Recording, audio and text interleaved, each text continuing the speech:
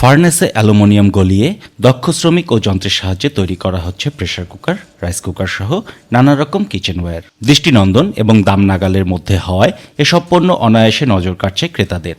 যদিও বিপণনের ক্ষেত্রে চ্যালেঞ্জও ছিল খানিকটা, যা দূর করা গেছে। উদ্যোক্তারা জানালেন, বর্তমানে বাংলাদেশের কিচেনওয়্যারের 10,000 কোটি টাকার অভ্যন্তরীণ বাজার রয়েছে।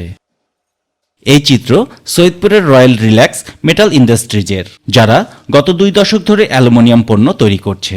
দেশের অভ্যন্তরীণ চাহিদা মিটিয়ে বর্তমানে রপ্তানি করছে বিদেশেও। এই প্রতিষ্ঠানের অনুসারে গড়ে উঠেছে আরও কারখানা। কাজের সুযোগ হয়েছে অসংখ্য নারী পুরুষের। ভালোই লাগতেছে কাজ করতে, তো অনেক কাজ শিখতে পারি বা জগতে পড়াশোনার কাজ দিয়ে বাড়ি যেতে পারি, বাচ্চাদেরকে অনেকেই সুযোগ সুবিধা দিতে পারি। আমরা অনেকদিন ধরে এখানে চাকরি করে আসতেছি, বিভিন্ন সুযোগ সুবিধা পাচ্ছি। টাকা নিয়ে আমি সংসার চালাইছি, এবার টাকা নিয়ে আমি বাচ্চাদেরকে লেখাপড়া করাইছি। উদ্যোক্তারা জানালেন, আন্তর্জাতিক বাজারে প্রতিযোগিতায় টিকে থাকতে এই শিল্পের দরকার সরকারি পৃষ্ঠপোষকতা। এই হোম অ্যাপ্লায়েন্স পণ্যটা আমাদের দেশে কিন্তু নতুন পণ্য। এই পণ্য কিন্তু আমাদের দেশে আগে তৈরি হতো না, এটা আমরা আমদানি নির্ভরশীল ছিল। তো কিছু আমাদের মতো কিছু উদ্যোক্তা কিন্তু আমাদের দেশে এখন তৈরি করতেছে।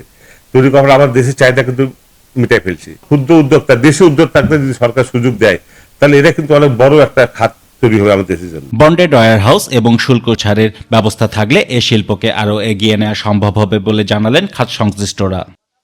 ওয়ালি মাহমুদ সুমন, বৈশাখী সংবাদ, নীলফামারী।